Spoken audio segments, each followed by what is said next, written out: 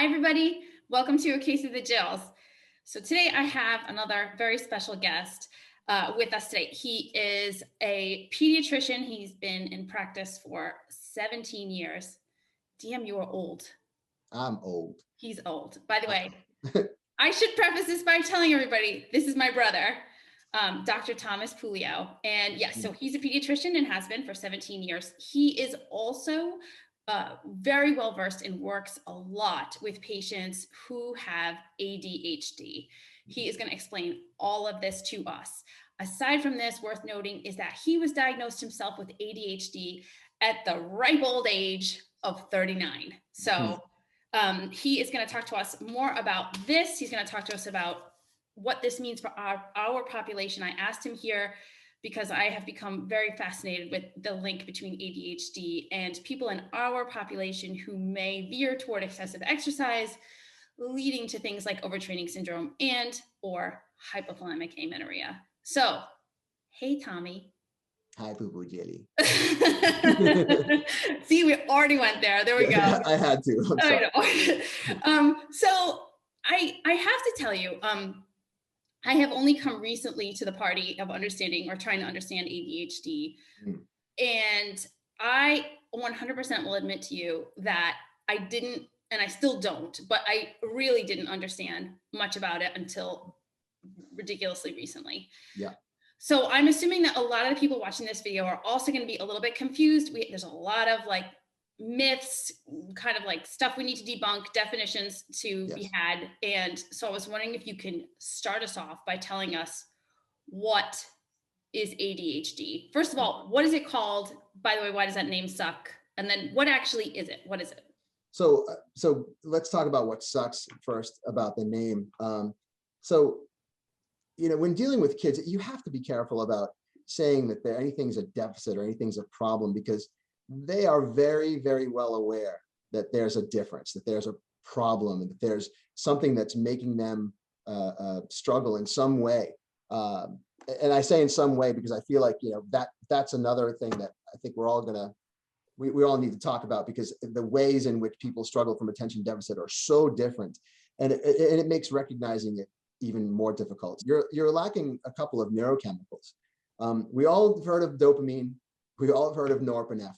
So these are powerful neurotransmitters that are in a certain part of our brain. And if you have attention deficit, you don't make enough. And the way I think of it is that, let's say you have a farm, and you've got a whole stable full of horses, right? And those horses are going to pull a certain number of carts and do a whole bunch of work around the farm for you, okay? But now let's say somebody with ADHD, they have a farm, right? And then they have horses, but they have fewer, right? And so they're trying to get those horses out of the barn to do their work, and then at the end of the day come back, and those horses are pretty burnt out. And that's where the dysregulation comes from. We can say that it's the term attention deficit is a misnomer, right? And the hyperactivity part is a misnomer also. Is that correct? Yeah, I mean, I guess you could say that hyperactivity comes in many flavors, as does your attention, or how your lack of attention expresses itself. It's just the name just doesn't help you. The other thing that I don't like about attention deficit is how we have adult ADD. And I don't like calling it adult ADD, and I don't like calling it like pediatric ADD, although we don't call it pediatric ADD. It's like ADD or ADHD and adult ADD or adult ADHD. I think it's all the same stuff. And then the only difference is that it's your age, and as you've aged, you can sometimes compensate. You develop compensatory skills, some of them helpful, some of them not, which of course is what we're going to talk about today. And so it's the same animal. It's just maybe a little bigger, a little smaller, a little fuzzier with longer teeth or not, but we're talking about the same thing. And ADHD is also not synonymous with poor parenting. Yes. No, I have heard this. I have literally heard this from people like, oh, it's poor parenting.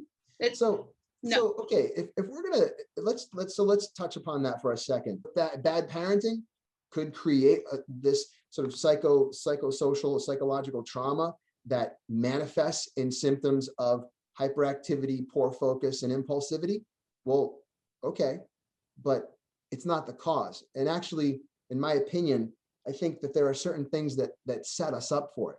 So like if you genetically are going to have, or if you have the genetic makeup to have attention deficit, if you're going to be lacking in dopamine and norepinephrine in your brain, then that may make it more likely for you to be susceptible, let's say, to those psychosocial traumas, and how you deal with it can be different.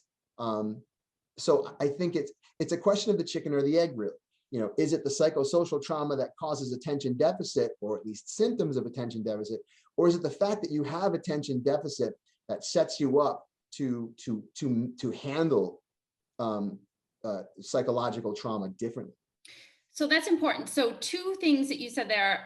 Well, one of which is that ADHD really is genetic. There's a genetic component. Oh yeah, or it is it 100% genetic, or is it mostly? Well, so it's a genetic situation. So it's an inherited situation that sets you up with a pathology. Okay, but how that pathology expresses itself is where all the other stuff that you mentioned comes into play. So you're sort of set up for it, from go, and whether or not you how it shows up is based upon who you are and what you experience. Awesome. Okay, I'm glad you said that, because for the population that watches my channel, Mhm. I think that there is an immediate sense of, this can't possibly be me because I'm type A, I'm super intelligent, I have all my shit together. And so a person like me could never have ADHD because I work really hard to get everything right all the time. Yeah. And so in the bit of research that I have done just in trying to understand this, Yeah. that is absolutely not the case for our population here. Watching this channel, some of the ways in which we have learned to compensate for our what term should I use? Well, let's look at neurodiversity, where just label it if it's attention deficit or whatever it is. But you're neurodiverse. So some of the ways in which we have learned to compensate for our neurodiversity might actually translate into being overly perfectionistic or controlling because of that thing that you're describing. So you don't even know you're doing it. Right. You don't. That's the point. Like, you don't know that you're doing it because it's the normal thing for you, and it's led to some success. So of course it may not be the fact that you have the cars in the driveway and the diplomas on the wall, but it's the fact that it's the way you've always been, and it can't possibly be abnormal, right? Because this is just, I've always been this way. I don't have any other point of reference. I can see how, for my population here, that may also make us feel that we are somehow imposters, that really, we are working 10 times harder than everyone else, or people may get accolades for, let's say, performing well as students or in their careers, but then they're thinking to themselves, well, I'm a fraud, or I'm an imposter, or they get that kind of concept of never being good enough because they're working extra hard to compensate for something. Yeah, you're totally aware of that part of it. Like I said, I don't know any other ways, but I just know that, I went to medical school, and, I took all the tests, but the problem is that, like, I'm like, well, that person, took the test and walked out, and I know they're pretty smart.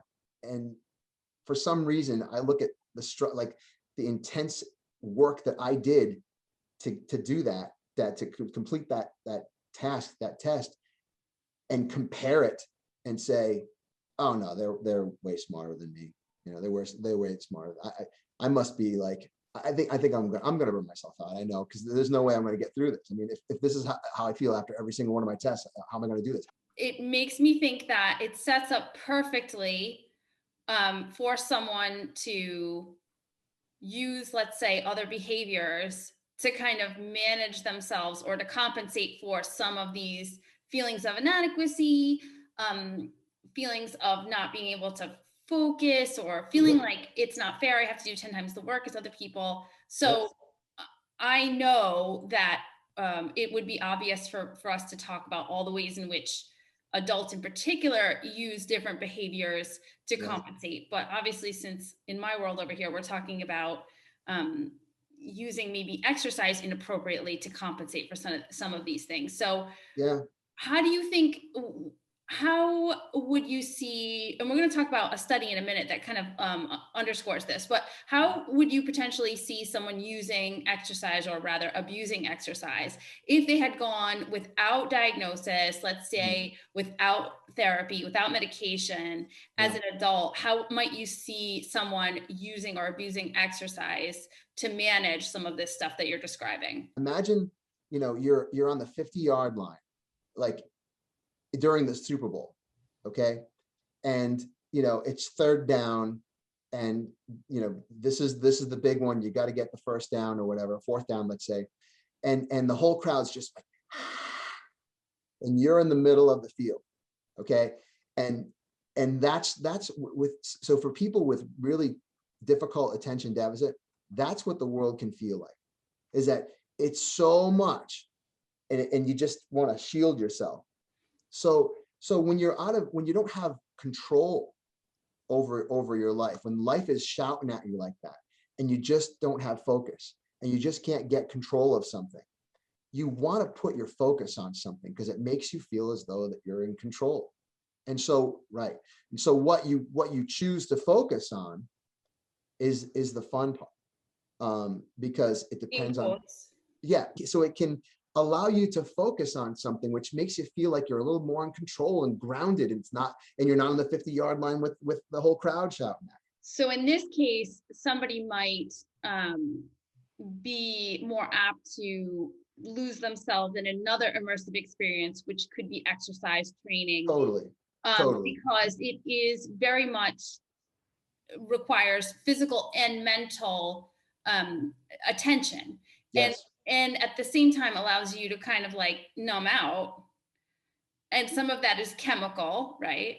Yep. And so we could see how, if someone was feeling overwhelmed and someone was feeling that need for control in a sea of chaos, that they may be apt to continue to use exercise inappropriately. So now we're totally in our population here, we're at the other end of the continuum. Like there was that moment of like judicious use of exercise. Yeah, like we're beyond that. Yeah, that was a few years ago. Yeah.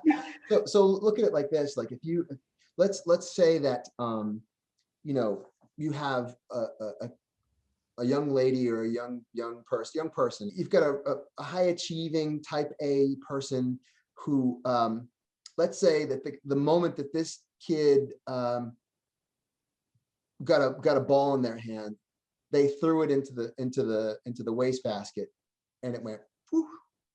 And then the parents went, holy smokes, did you see what Billy and Joey or Gina just did? And you're like, oh yeah, wow, they're a natural, and they might be, right? They might have this innate skill. So what do? They go, this is it, you're a natural, right? And so they, they encourage you, and you go to sports camps and you take sports, and you're doing well at it, right? So now this thing that you were a natural at, and that you're kind of pushed to do, right? And I say pushed, and I'm not trying to say like parents were like doing anything, forceful, like the kid actually enjoyed it, right? The thing that you were good at and you enjoyed, it's so much a part of you now. And so you do it, and you do a lot of it, right? And so let's say you have attention deficit, but you're intelligent, and you have a innate gift of having a decent amount of intelligence. So now you kind of get through school, elementary school, okay, middle school starts to get a little tough, and you're in high school, and now the work's getting harder. Can you do it? Yeah, it takes you a lot longer, and you're pulling a lot of late nights. And by the way, your executive functioning sucks. So you're never on time for anything, and you're always waiting until last minute to study for all your exams. But you know what? Nothing's going to take the place of you going to the gym after school and shooting the hoops. And I don't care what season it is. So you can see where this goes on, and it goes on. And that stress that you feel about high school getting tougher, college being real tough. I mean, maybe you go through it but the one thing that you know that you can always go back and do is go back to the court and start shooting hoops. Right. Right. So I think that's kind of the direction that things tend to go. Maybe it's not. It sounds like a common story to me. So. It's funny that you say it is. I mean, I think it's more and more common in the sense that I think we're starting to piece things together in that way. So I actually I sent you a study this morning that was very interesting because it was 1,600 people in Germany. And what they noticed was that there was a direct correlation between people who had been diagnosed with ADHD as kids and them exhibiting excessive use of exercise. So that was 9% versus 2.7% of people who had showing excessive exercise, but they had not been diagnosed with ADHD as young people. And so we see there that it is definitely true that it seemed to be a decent predictor of someone maybe using exercise excessively.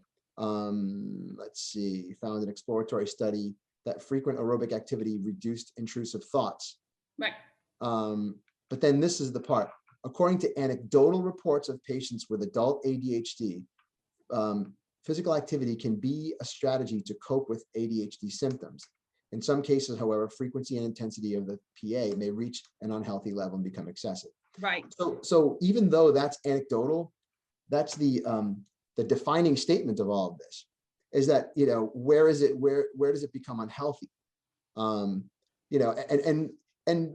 that's the problem, that you don't really know for everybody. But I think the first thing, of course, is diagnosis, and it's just being able to recognize that. Right. Now, it says excessive exercising should not per se be seen as a pathological form of behavior.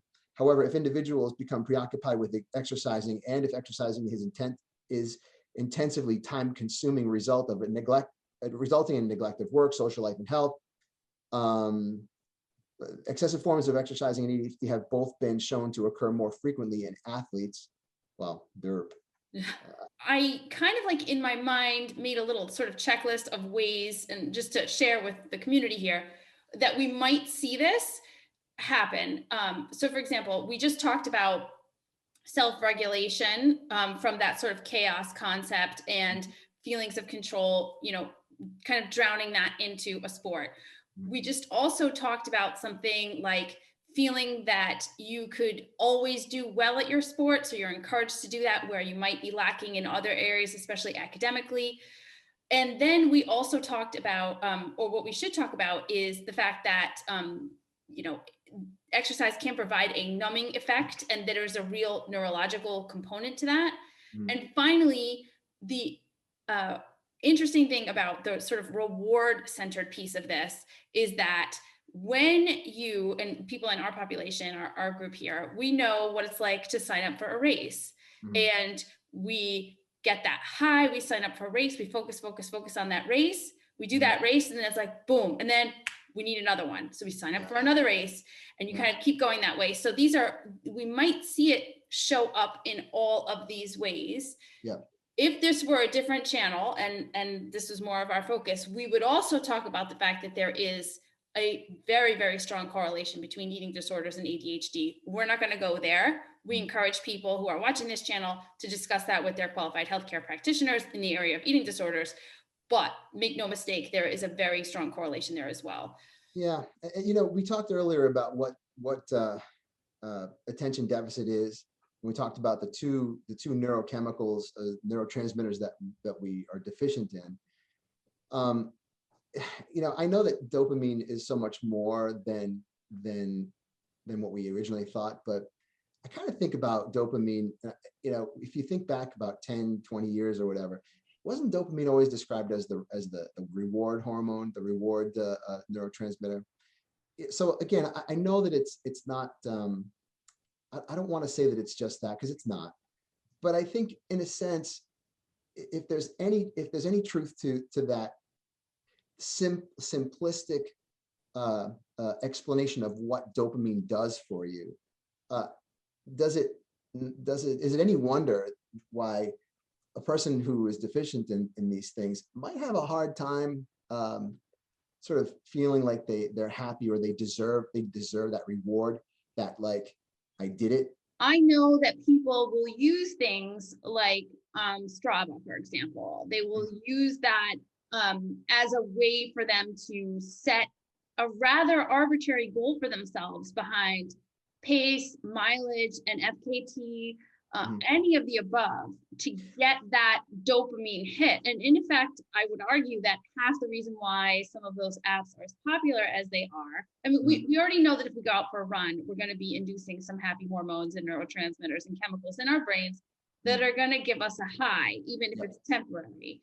And it will also mask physical and mental pain in many ways. But I would also argue that some of those apps are taking the place of, they are adding additional dopamine by allowing us to meet arbitrarily set goals. Well, yes. And, there's another component of that I think is important. And that is that it's because when you have attention deficit, you're lacking in executive functioning. And so you're allowing Strava to be your executive functioning. And you should not do that. Thank you. So right. So like, we're not good. What is executive functioning? Well, that's like, think of it as like a person who is like an executive who can delegate, knows their staff and knows themselves and knows what jobs to give out and knows what jobs to take and kind of understands where things need to go and when they need to be finished. Like, that's what we're not good at that. Like I always tell people, with me, I look at a calendar and all it is just boxes and numbers. So like if you have very poor executive functioning, you hope that if you're an athlete that you would have the right coach, which, that's a whole other thing to talk about, right? But you hope you have the right coach who can help you with that executive functioning, so that you're not relying on the arbitrary data points that are provided to you, from something like Strava, which probably just gets all its data just from all the people who join, and there's nothing specialized about it. It probably is just a thing that just makes people want to continue to compete against one another. And themselves. So would a person with ADHD be likely to then not really have a very good off switch, let's say? What's off? Ladies and gentlemen, put it on a t-shirt. Yeah. What's off? What's off? And then show like a broken switch, or, like one of those old, like Frankenstein switches, that's just like with a padlock on it. I just came up with an awesome idea. That's my idea. Nobody took it. Okay, you get the pattern. So no off switch. Yeah, that's a hard thing for somebody with attention deficit to know when to turn it off. Would someone with ADHD be less likely to perceive physical limitations, physical pain? Like if they were having symptoms from, let's say, over exercising, would they be less likely to pay attention to them? Well, so like you could say, okay, because you're talking about paying attention, and so does that go back to focus? And is it because your lack of focus allows you to over train? Well, sure. I'm not focused on the pain I'm feeling, or the weight I've lost, the excessive weight I've lost. But then the executive functioning problem is making it so that they probably wouldn't recognize it as something important, even if they knew it was, if they were aware of it. So they would be more likely to focus on like the goal, like the next thing, and not necessarily the fact that they might be hurting themselves sort of in the process. It's like the next race. Yeah. That's a good way to characterize it. It's really about focus and where your focus is. But then the executive functioning component isn't able to analyze and process the data, even if you're aware of it. Right. I think that what we're describing here is something really powerful, because a lot of people who are in this community have really run themselves down and are really hurting for a lack of energy, resources, mentally and physically. They are so depleted. And I think a lot of people have the perception that exercise and continuing to train is the only way for them to manage themselves, get through a day, feel accomplished, feel that they can manage chaos. And what you're saying here is that with, you know, a diagnosis, let's say, and management treatment for the people for whom this, you know, is true, that good therapy and care and management, whether through pharmaceuticals or otherwise, is going to provide a relief for people, that they can literally get off the treadmill. So many people write to me and talk about how they just can't push any longer. And so you're saying you don't have to. Release, sorry, relief. That's really the word that you use that just resonates with me and should resonate with all the people watching this. And that is that feeling of like, just feeling like your feet are on the ground and not feeling like things are always spinning. That's really what diagnosis and management leads to. So wouldn't it be nice to feel that way? If someone were an adult, because this channel, we have people who watch this channel from teenage all the way up to age 50. So if someone was curious about whether or not they might have ADHD, where would they start to try to understand? What would they do? Where do they go? So, definitely the things that people do, going online and taking those quizzes and all those things, those are definitely helpful. There's tools that we use in our office, Vanderbilt, and we can use these tools. There's no substitute for a good interview. That's always been the driving thing when it comes to diagnosis, at least in my practice, is that I want to sit across from you and I want to get to know you. I want to talk about what you like, what you don't like, struggles that you've had, things you're good at, things you don't think you're good at. Just really get to know you. So I think, so take the quizzes and everything, and if it seems to spark something, then great. But look for someone, a professional, who knows how to manage attention deficit, and someone who'll take the time to get to know you and figure out what it is that you need. So again, I think the main thing is just talk to a professional. Don't worry about whether or not you're going to take a medication, because that's not what it's about. If you do end up taking a medication, it'll likely be the thing that changes your life, and it'll likely be the thing that makes you go, boy, I should have done this a long time ago. Because we go back to my horse example, so you have fewer horses to do a certain amount of work. Well, what does the medicine do? Well, it keeps the barn door closed a little longer to let your horses stay out, and the fewer horses you have go out and do a little bit more work, each of them a little bit more, and you can get it done. So with your lower amount of neurotransmitter, you can make that work for you. By not letting it back into the synapse. So you leave it out into the synaptic cleft between the two synapses, let it do its work in there before taking it back in. So there's my horse and barn analogy. I love it.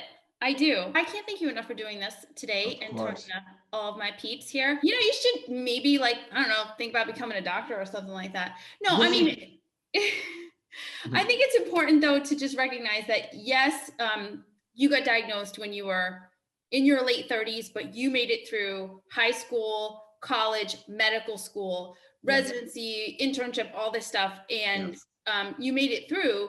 I'm sure that somewhere in your mind, you're like, gosh, I wish I had known this earlier, but for sure you did make it through. And I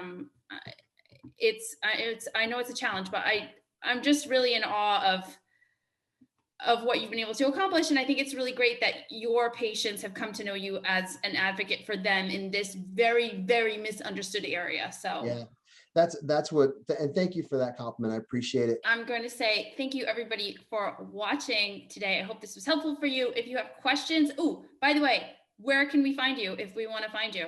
Well, I have a business that I just started, and it is a medical practice that is dedicated exclusively to the management of attention deficit in kids I say kids, adolescents. And the name of it is called Headstrong, Headd, strong. So you can find me at www.headstrong.com. That's Headd.com. And you can email me at getheadstrong, Headd, at gmail.com. I have, I think you're on Instagram also now. yes, I am on Instagram, but you're not going to find very much because I'm a noob. Although my lovely little sister here is going to help me out with that, I'm Trying. sure. And I'm really psyched to be able to do the thing that I have repeatedly just gained so much joy, personal and professional joy, from doing, when it comes to managing these folks with attention deficit. So yeah, diagnosis management and also ADD life coach. That's what we're doing. Oh, awesome. Great. Okay. So I'm going to put all of his links in the description box below. Thank everybody for watching. Follow me on Instagram at Case of the Jills. If you need to email me at caseofthejills@gmail.com. If you'd like to schedule a mentoring call with me, that would be also at caseofthejills.com. You can hit my scheduling page there. Thank you so much for watching today. Thank And I you, hope you're Jill. having a great week. Take care. Bye.